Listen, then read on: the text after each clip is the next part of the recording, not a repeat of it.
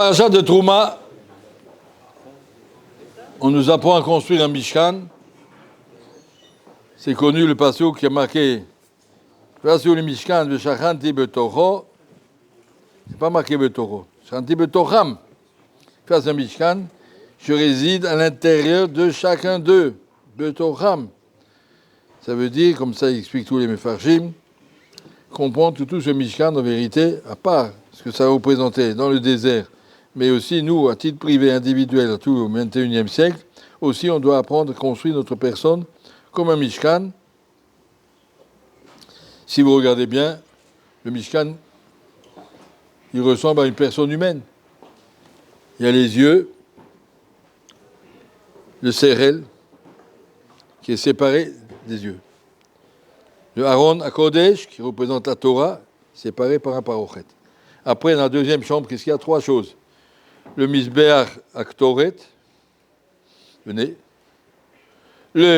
La menorah, les yeux. Et le Shulchan, la bouche. Donc, on voit ici la représentation d'un Mishkan. Après, tu descends. Dans le Khatser, qu'est-ce qu'il y a? Le Mizbeach, où on digère toute la digestion. Donc, l'homme, il est à l'image, c'est l'Elohim, et le Mishkan, il est à l'image, un petit peu, de ce que doit représenter un homme. Donc, quand je dis, construisez-moi un Mishkan, ça veut dire à l'intérieur d'un homme qui a cette forme-là, le Mishkan, il est un petit peu sous la forme d'un homme. Qu'est-ce qu'on doit faire pour faire un Mishkan? Alors, hier, on a parlé du Aaron. Aujourd'hui, on va voir une autre chose qui est dans le Mishkan. Et un Mishkan ta'aseh, essaye Yeriot. Le Mishkan lui-même, tu vas le faire avec 10 tapis. C'est quoi le Mishkan alors? Le Mishkan, c'est cette espèce de grande tente sur laquelle on a posé, pas une grande tente, une tente très haute, on a posé des poutres, et par-dessus, on met des tapis. Des tapis, un niveau de tapis qui sont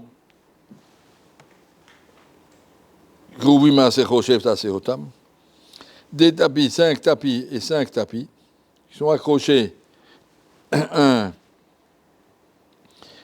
Tu prends un tapis, tu le mets à côté de l'autre, d'un côté 5, tu les couds ensemble, ça fait un grand tapis de 5. L'autre côté, tu fais la même chose, et entre les deux, tu mets 50 crochets pour les attacher, et tu le poses par-dessus le Mishkan. Disent les Sfarim, ça symbolise les tables de la loi, 5 contre 5.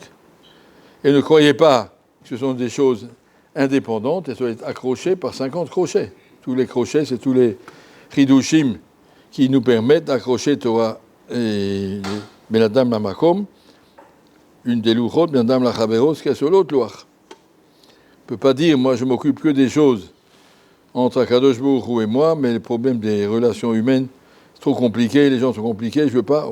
Les deux sont ensemble, il y en a qui font seulement le Benadam la Chaveros, je suis très gentil, je suis très poli. Je vole personne, mais pour les mitzvot, ça ne m'intéresse pas. Non, toi, c'est un tout. Ce tout doit être accroché par 50 crochets pour dire, voilà, ce qui va couvrir ton Mishkan, ce qui va retenir la kedusha dans ta personne, c'est que tu sois couvert par toutes les mitzvot de la Torah.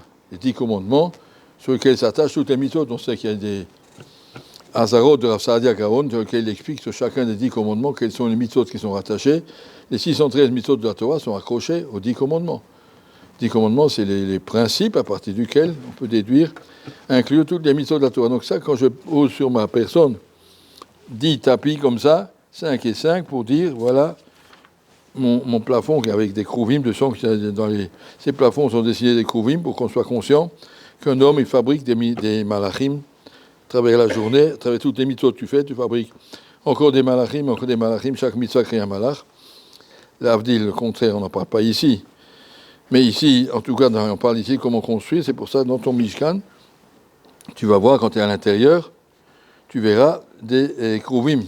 Tu verras qu'on dessinés, c'est des espèces de gobelins, de tapis, qui sont tressés de cette façon que tu vois un dessin de krouvim. Ça, c'est les 5 tapis. Après, il y a par-dessus ça, par-dessus ça, tu feras un autre tapis, qui est en cuir, pour protéger de la pluie, on peut dire, mais il y avait 11.